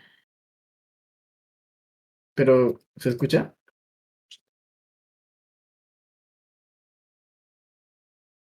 No sé. El tratamiento de excepciones no resulta justo, ¿Se escucha? cuyo objetivo ¿Qué dice? Ya, voy a ponerlo. está bien, ¿no? es el contenido de un archivo y presentarlo por pantalla. También, Faber, una cosa que apreciaréis cuando comencéis a trabajar en el lenguaje de programación Java es que en ocasiones el tratamiento de excepciones no resulta justo. Por ejemplo, en este caso he fabricado dos métodos. Uno es el método 1, cuyo objetivo es leer el contenido de un archivo y presentarlo por pantalla. También he fabricado el método 2, que todo lo que hace es tomar un numerador y un denominador y dividirlos. Aquí existen varias cosas que estamos viendo. En primer lugar, en el método 1, la operación files.readString está marcada como error porque me está avisando de que no estoy tratando una excepción denominada IOException que tiene que ser tratada o lanzada hacia afuera. En el caso del método 2 no veo ningún error a primera vista cuando miro el código fuente porque no veo código rojo, pero sin embargo un análisis matemático me revela que este código va a fallar porque estoy tratando de dividir un número entre 0. Sin embargo, el documento .txt existe, lo tengo aquí y tiene contenidos y lo puedo leer. Es decir, ¿por qué Java en algunas ocasiones trata código que yo lo veo y digo esto va a funcionar como peligroso, una vez que hay código que sabemos que no va a funcionar nada más verlo y no lo trata como peligroso? La razón de que en unas ocasiones tengamos que poner una excepción, por ejemplo en este caso tener que envolver el bloque dentro de un IOException o con un try-catch para poder compilarlo y en otras ocasiones no, tiene que ver con lo que Java denomina checked exceptions y un checked exceptions, que podríamos traducir al español como excepciones controladas y excepciones no controladas.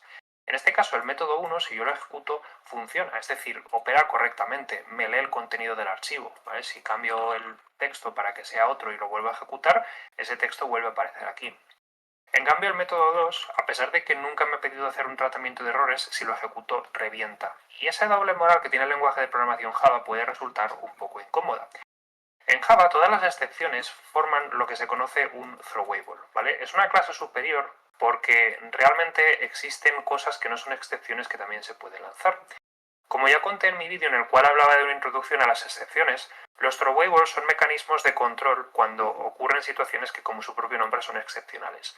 Es decir, si estamos siguiendo un código de arriba abajo y de repente nos encontramos con una situación anómala que puede ser peligrosa, por ejemplo, un archivo no existe y no podemos leerlo, o no podemos conectarnos a una base de datos y sacar información, pues tenemos que hacer una bifurcación para realizar un camino especial, porque si seguimos ejecutando el código como si nada hubiese ocurrido, probablemente tendríamos aquí errores, debido a que esto no se ha podido hacer correctamente y seguramente esta variable no tenga un valor apropiado que podamos usar posteriormente. Esa bifurcación en algunos casos la tenemos que tratar y en otros casos no, que es justo lo que hace el bloque try-catch. Sin embargo, a la vez, throwable es una clase superior que se estructura en una jerarquía, ¿vale? Nosotros tenemos throwable, que es la que estoy pintando aquí, pero throwable a su vez se divide en dos tipos. Por un lado las excepciones, que es lo que justo estamos estudiando aquí, y por otro lado los errores, que son como las excepciones, porque también son situaciones especiales, pero los errores no se tratan de por sí. Un error es una cosa que si ocurre se va a detener la máquina virtual de Java porque es una situación tan especial que no podemos hacer nada al respecto. Ejemplos de errores, por ejemplo, pues quedarnos sin memoria. Si el ordenador se queda sin memoria y no puede seguir ejecutando código, es que te da igual tratar el error, ¿vale? No puedes seguir haciendo nada porque no vas a poder ni siquiera declarar una variable para poder tratar ese error. En cambio, las excepciones es con lo que estamos prácticamente trabajando. Son errores más soft, son errores más tranquilos que sí que de algún modo los podemos tratar y podemos hacer cosas en algunas ocasiones. Sin embargo, existe un tercer tipo de excepción adicional que forma parte de la jerarquía de exception, que se denomina runtime exception o excepción en tiempo de ejecución, y que esta es la clave para comprender por qué en algunas ocasiones nosotros no tenemos por qué poner un try-catch y en otras ocasiones sí. Cuando miramos, por ejemplo, el contenido de la excepción que se ha provocado por intentar dividir por 0, vemos que esta excepción es de tipo arithmetic exception, ¿vale? Vemos que arithmetic exception es de tipo runtime exception, ¿vale? Es decir, arithmetic exception parece una excepción diferente porque es de tipo runtime exception. En cambio, cuando miro IOException veo que es de tipo exception, es decir, no forma parte de la misma jerarquía.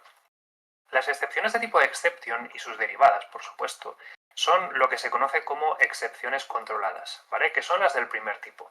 Cuando nosotros tenemos una excepción controlada, nosotros tenemos que poner necesariamente ese bloque try-catch que nos está obligando a poner Java, o en su defecto, poner un throws en el prototipo del método, así avisarle de que, oye, mira, nosotros no vamos a tratar este error, ¿vale? Podría quitar esto, pero ten en cuenta que cuando llames a método 1 se puede lanzar un error, o una excepción más bien, perdón, que vas a tener que tratar, que en este caso va a ser la IOException. Así obligamos a quien sea que llame este código a tratarla, ¿vale? Siguiendo un principio que se denomina o lo tratas o le dices a otro que lo trate, pero la excepción tiene que ser tratada en algún momento. Pero las excepciones de tipo exception son controladas. Alguien las tiene que controlar, como su propio nombre indica, o alguien las tiene que chequear, si queremos usar la analogía del check de exception. Sin embargo, runtime exception es otro tipo de excepción diferente, que son lo que se conocen como excepciones no controladas. Excepciones no controladas, y como su propio nombre indica, no hace falta que nadie las controle. Simplemente si ocurren, han ocurrido, no hace falta tratarlas. Puedes hacerlo, pero nadie te va a obligar a poner aquí un try catch para vigilar que no se produzca un arithmetic exception. Cada una sirve para un propósito diferente, y esa es la clave para poder entender cuándo utilizar una u otra o por qué se producen estas injusticias. Las excepciones controladas, las excepciones de tipo exception, se suelen utilizar cuando son problemas externos al código que a menudo no representan un problema en nuestro código. Es decir, nuestro código está bien escrito, que es justo lo que estamos viendo. O sea, nuestro código está bien programado. Yo lo veo y digo, ¡buah, esto está perfecto! Pero sin embargo tengo que poner un tratamiento de excepciones obligatoriamente porque es una excepción externa a nuestro programa. Ejemplos de excepciones externas. ¿Qué pasa si el archivo por lo que sea no existe? Porque yo lo veo aquí, pero lo borro y ¡pum! Ya no existe. Pues en este caso tenemos un error externo. Nuestro código está bien, es simplemente que el entorno en el que se está ejecutando el programa no es el más propicio. Por ejemplo, si tienes que hacer una petición de red para intentar recuperar un valor de una base de datos o de una página web, si la red está caída, obviamente eso no es problema tuyo, eso es problema del entorno. Y vas a tener que tratarlo para poder reaccionar a esa situación y hacer una ocasión, un caso alternativo. En cambio, las excepciones no controladas a menudo van a estar asociadas con problemas de código, ¿vale? Problemas de que el código está mal hecho. Por ejemplo, si yo puedo ser capaz de dividir por cero, es que mi código tiene un bug a lo mejor, que es que no estoy comprobando que el denominador sea diferente de cero. Sí, yo puedo poner un try catch aquí para tratar el arithmetic exception, pero a lo mejor lo que puedo hacer es poner un if que compruebe que el denominador sea diferente de cero y mostrar algún tipo de advertencia o impedir la división si me encuentro con que denominador es igual a cero para que no se produzca. Es decir, una excepción, un checked, no hace falta tratarla porque al fin y al cabo lo que manifiesta es un error de programación. Lo cual por otra parte resulta un poco contraintuitivo porque es llamativo que a pesar de que las excepciones un checked sean errores de código, nadie nos diga, oye, estás programando mal. Sin embargo, es simplemente cómo funciona el lenguaje de programación Java. Cuando nosotros tenemos un check de exception como puede ser null pointer, es decir, estamos intentando acceder a un método de una clase o de una instancia que en realidad vale null, lo que se está revelando es que no estamos comprobando bien que las variables sean null o que no sean null o que tengan un valor correcto y tal. Y eso lo tenemos que solucionar en código, ¿vale? Porque significa que estamos programando mal.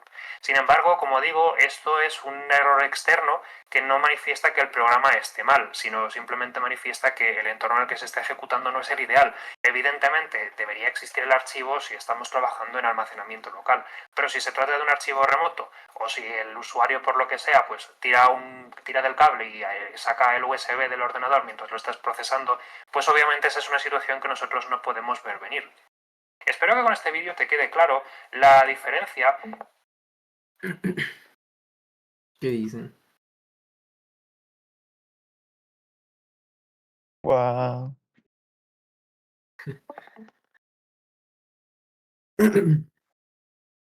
¿Cómo? Ya. Ya, bueno, entonces, ¿cuándo elegirías exception o cuándo runtime exception?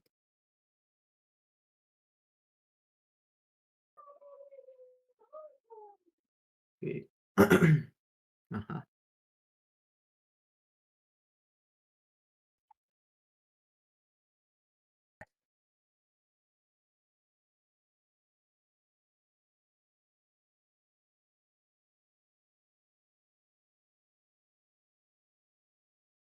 Sí.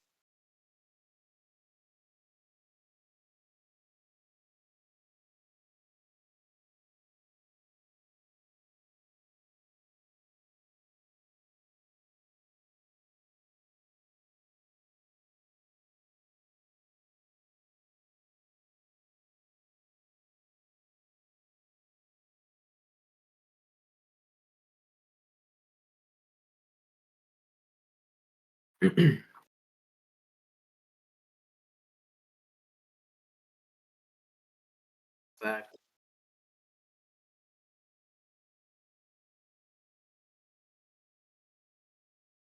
Sí, tendrías que hacer o lo manejas ahí o le dices a alguien que lo maneje en arriba. Ah, ya. ¿Y tú, Adrián, algo que puedes complementar?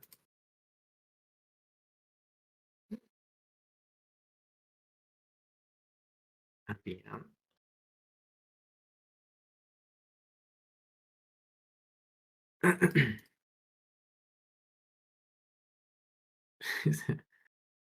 Ya, bueno, ya te quedó clarísimo literalmente cuándo elegir exception y runtime exception. Así que vamos a ver este video directamente. Cosas a evitar con las excepciones. Que es básicamente las buenas prácticas, ¿no? Aprendes a utilizar excepciones en Java no tiene mucho más misterio. Es poner un throw y luego poner try catch finally y declarar los throws, ¿vale? Son muy pocas palabras clave y por lo general no hay mucho de lo que hablar. Ahora bien, si estás aprendiendo Java, es posible que cometas estos errores cuando trabajes con excepciones. Y te los voy a contar para asegurarme de que sepas por qué no debes hacerlo. Así que vamos allá con un vídeo así estilo YouTube de alta calidad. 3 cosas que nunca deberías meter en tu código fuente cuando trabajes con excepciones en Java, ¿vale? Vamos a empezar con la primera y esta es bastante gorda y no se suele contar mucho porque al fin y al cabo no hay mucha solución de continuidad para describirla. Pero ten en cuenta que si tú tienes un bloque try catch y decides ponerle una palabra clave finally para asegurarse de que se ejecuta código al final, sea el resultado que sea, bueno o malo, si pones un return en la palabra clave finally, que es legal, tú puedes poner un return en el finally, ese return va a tener prioridad por encima de cualquier throw que pueda haber, por ejemplo, en el catch. ¿Con esto qué quiero decir? Pues que imagínate que tú aquí estás tratando una excepción de un tipo, ¿vale? Que puede ser la excepción, y haces un throw de una nueva excepción que convierte esta, ¿vale? Si tú pones un return en el bloque finally, ¿qué va a pasar? Pues que como el finally se va a ejecutar inmediatamente después de tratar ese catch, como llega el return, lo que va a hacer es comerse la excepción y devolver lo que haga el return. Por lo tanto, nunca va a fallar este código, porque ese throw es comido por el return. Luego, si en algún momento te encuentras con que, por ejemplo, yo que sé, tienes una variable que ya existe antes del bloque try catch y aquí en el return la devuelves siempre, porque es el valor por defecto, asegúrate de que no estás pisando un throw que ya has puesto antes, porque eso puede ser un problema que impida que te enteres del flujo de errores en tu programa. El segundo error que nunca deberías hacer en tu programa.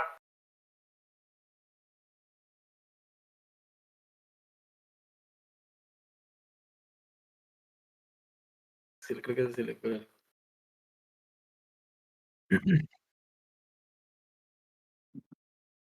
¿Cuál? ¿El pato?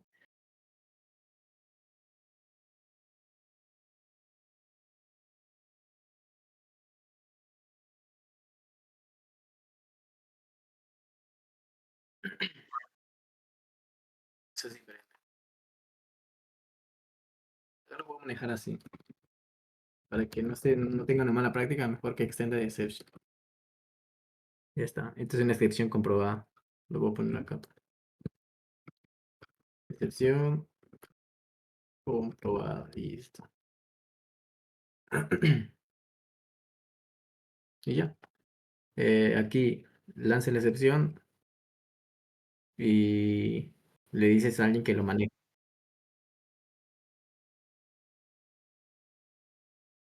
Nada, nada. Simplemente quería ver si es posible. Esto ni yo sabía que podía hacer eso.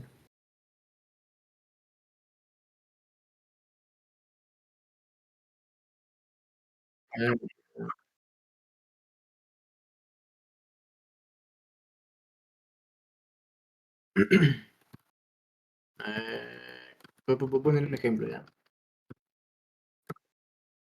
Con el clásico, ¿no?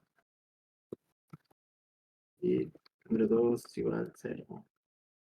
Eh, resultado es igual a número 1 entre número 2. So, resultado. Ah, ya sabemos que esto lanzará una excepción, la excepción de arithmetic exception, ¿no?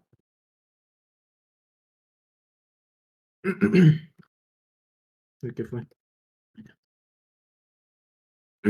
Y aquí imprimimos en un system.error.print Printline. No se puede dividir por 0. Y ponemos un bloque finally. Return. Uy, creo que esto no va a funcionar aquí, pero 12. Sí, no va a funcionar. Lo voy a poner en un método. Public is a big deal. Operación.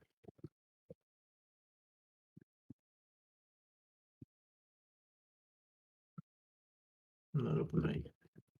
Creo que hasta el mismo compilador nos lo dice. La declaración return en el bloque finally deshabilita o descarta el manejo de excepciones. O sea, si se lanza esta excepción, el bloque finally se lo come. O sea, no se va a mostrar ese mensaje. Me va a mostrar 12 probablemente. A ver, vamos a ver qué sale. Pues. Int prueba 1 es igual a bueno, ni qué, ¿no? Operación directa. Ajá. APT. Ya vamos a ver qué sale, vamos a ver qué sale. Run file. No se puede ir por 0, sale. Uy. Está bien, sí. Pero creo que se capta la idea. No sé si con esto funciona. No sé si con este ejemplo de la división por 0 funcionará o qué, pero.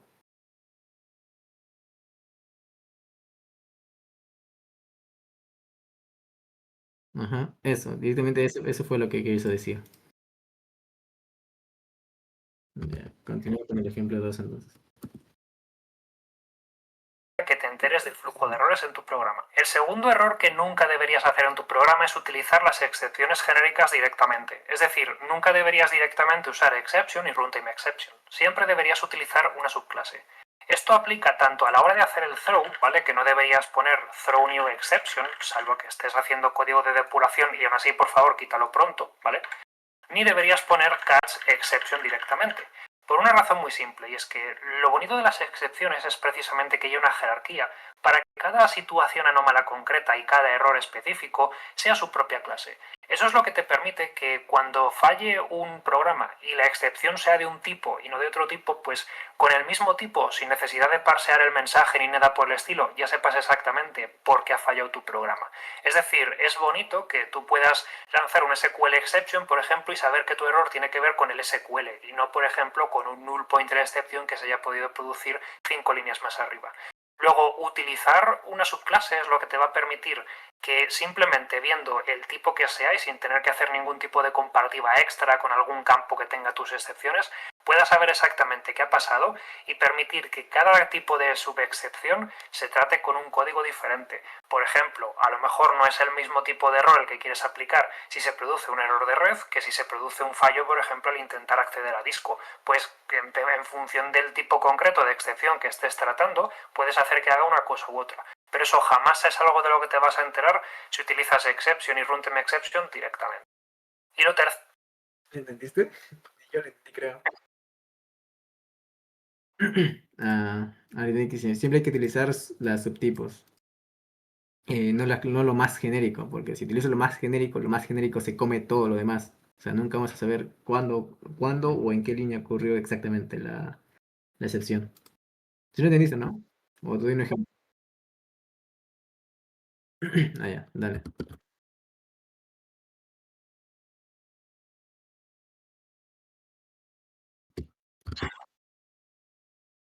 Sí.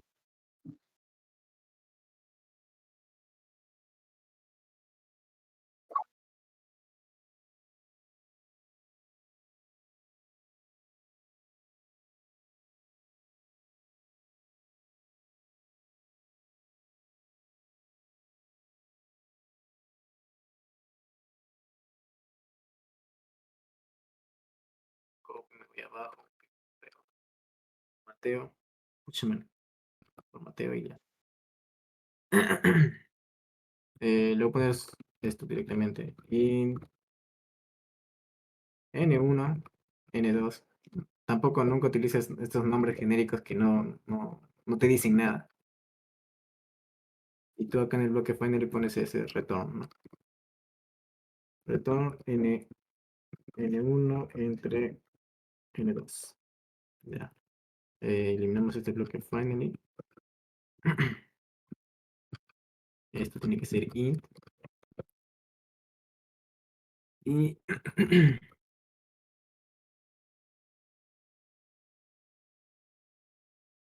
ya retorna ya. Nada más lo de las true exception, ¿no? Ya. Como es una excepción no comprobada, no nos obliga a tener el bloque try, ¿no? Eso ya lo sabes. O sea, yo puedo hacer esto y no me va a decir que hay error, porque es no controlado. Ajá. Y bueno, en primera instancia funciona porque no sabes qué número es n2. Yo llamo aquí a sumar y R1, escúchame más feas anteriores. Sumar y le envío 1 y 5 y luego envío sort y esto funciona. Uno más. Escucha madre, 0 encima. ¿Qué? Allá, 1 entre 3, no era suma. Escucha madre. Me veía horrible, man. Dividir. Ya. Divides 1 entre 3, te sale pues la como división entre 0. Pero ahora, si yo le envío al segundo número, le envío un 0, pues aquí va a salir la excepción, ¿no? Arithmetic, exception. Sí, ahí está toda la cadena de excepciones. Arithmetic exception, ¿dónde nos dice? Acá, arithmetic exception, división entre 0. Entonces, como arithmetic exception, voy a ponerla aquí, acá está. Extiende de runtime exception, ya sabes, el lenguaje, por el propio compilador, no nos obliga a que tengamos que manejarla con un try, catch, y en su lugar prefiere que utilicemos if. O sea, algo que sí, n2 es igual a 0. Si es igual a 0, retorno 0 directamente. Y si no, pues retorno n1 entre n2. Esta es otra forma de hacer un if-else, pero más simple. Se llama ternario. Ya, ahora este código primero valida que sea, ¿cómo se llama? Y si yo le envío, por ejemplo, voy a poner aquí 10 para que sea más simple. Si yo le envío 0 como el operador, ya no va a lanzar el error, simplemente va a mandar 0. ¿Por qué? Porque primero verifiqué, hice un if. Si número 2 es 0, mejor retórnale 0, o sea que no se hizo la operación. Y si es diferente de 0, pues retorna por la operación directamente. Ese es el uso de runtime, o sea, no te obliga como tal a gestionarlo en el código, pero sí te obliga a validarlo, o al menos te dice eso, hey, valida esto porque no sabemos qué es lo que el usuario va a mandar, ¿no? Valídalo. Es igual como los controladores, ¿no? Siempre hay que validar las entradas del usuario, validar que ingrese el número correcto, que ingrese un texto, y eso. Listo.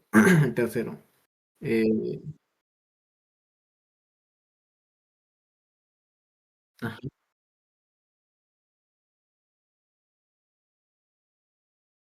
Sí, aquí sí lo hay, en las runtime exceptions son lógicas. Cero, esto es un poco polémico porque hoy en día hay bibliotecas que lo hacen, pero yo voy a seguir recomendando que no lo hagáis. No utilicéis runtime exception para excepciones que deberían ser tratadas con un exception. Ya sé que puede resultar tentador porque al fin y al cabo runtime exception no te obliga a poner un bloque try catch ni a poner un throws y que por lo tanto tu código se ve más limpio desde fuera. Sin embargo, ambas excepciones tienen propósitos diferentes. Las excepciones de tipo exception se corresponden con errores reales y graves que afectan a tu programa y que vienen del mundo exterior. Mientras que los runtime exception realmente solamente son errores de programación, por ejemplo, porque estés utilizando mal la API. Si cuando tienes un error grave lo envuelves en un runtime exception únicamente para que tu programa no se vea complicado de utilizar, lo que puede ocurrir es que alguien que utilice tu código accidentalmente no sepa que tiene que tratar esos errores y por lo tanto encontrar bugs en el futuro sea más complicado. Las excepciones en Java, en los casos de que sean checked, las tienes que declarar en el throws, y eso puede parecer una desventaja frente a otros lenguajes de programación más concisos, pero precisamente están ahí para ayudarte, están ahí para que sepas todas las razones por las que puede fallar tu programa. Digo todas las razones porque voy a asumir que si tienes múltiples razones por las que un código puede fallar, vas a tener múltiples subclases de exception, porque para eso me has estado escuchando hasta ahora, ¿verdad? Entonces, precisamente tener enumeradas todas las razones por las que tu programa puede fallar te va a permitir asegurarte de que por lo menos si escribes mal tu código y algo falla y tal, pues que sepas que no estás tratando adecuadamente los 3 o 4 errores que puede lanzar tu código. Esto es algo de lo que jamás te vas a enterar si utilizas Runtime Exception, salvo que tengas acceso al código fuente o salvo que la documentación te lo especifique, y ya sabemos que no siempre te lo va a especificar. Por supuesto, te podría dar más cosas que no deberías hacer en tu programa Java. Por ejemplo, te podría recordar que no de... ¿Entendiste el tercero?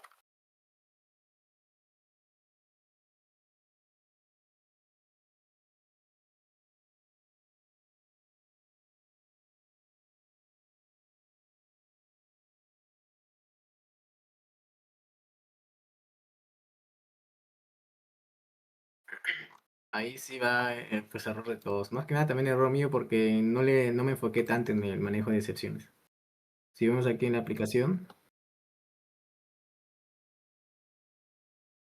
ah, sí hay, o sea, sí tenemos la arquitectura de la estructura, como se le llame, de las excepciones. Acá está el catálogo de error, excepciones de producto, que es runtime exception, y como tal, esta excepción es muy genérica, porque luego tenemos producto no encontrado, que es que extiende de producto de exception, y como y como producto exception es runtime exception, quiere decir que producto no encontrado también es runtime exception. Bueno, esto creo que sí está bien, porque no es error del usuario si indica un, no sé, ID 312 y ese ID no existe, no es su error básicamente, es un error interno. Por eso está bien que sea runtime exception. Pero creo que el de 20 exception, que creo que también es... Ah, mira, también le puse runtime exception. Aquí estoy utilizando ya lo que, justamente el ejemplo que acaba de decir, que no utilicemos todo el tiempo runtime exception. Hay que saber cuándo usarlas y cuándo no usarlas. Es algo que yo también necesito aprender. Por ejemplo, producto no encontrado, creo que también es runtime exception. A todo le puse runtime exception. 20 no registrada, 20 Es decir, no debes hacer un throw de algo que podrías devolver con un return si tu programa se está ejecutando correctamente.